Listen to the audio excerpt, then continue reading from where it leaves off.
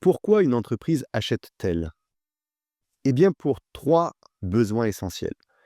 Soit c'est consommer en interne, revendre ou produire.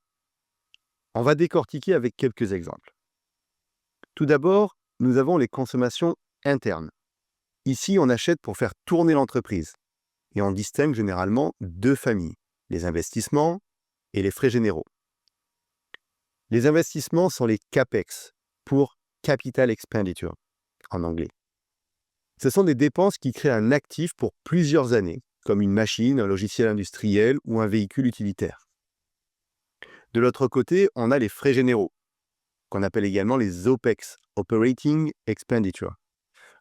Ce sont des charges quotidiennes pour exploiter l'activité, par exemple le loyer, l'assurance, le nettoyage, l'électricité ou bien les télécoms. Prenons l'exemple d'une PME.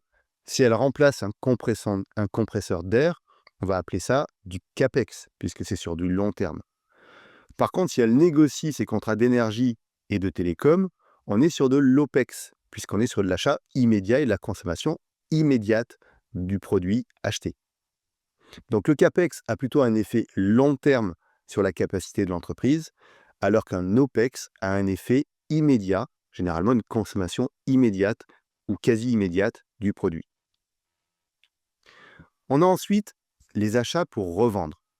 Et là, on distingue deux cas fréquents, soit le négoce classique, soit le dropshipping. En négoce, on va acheter des marchandises, les stocker dans son entrepôt pour les revendre après négociation des conditions côté fournisseur et côté client.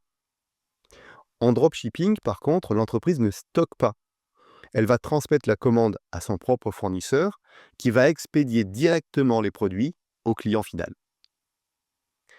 Ensuite, on a les achats intégrés à la production. Ce sont ce qu'on appelle les achats directs, qui entrent dans le produit final et qui peut inclure également la sous-traitance industrielle. Les achats directs incluent par exemple des matières premières, des composants, certains emballages, qui impactent directement le produit vendu au client final. La sous-traitance, quant à elle, va consister à confier à un tiers une ou plusieurs opérations de conception, de fabrication, de mise en œuvre, voire de maintenance pour le compte du donneur d'ordre.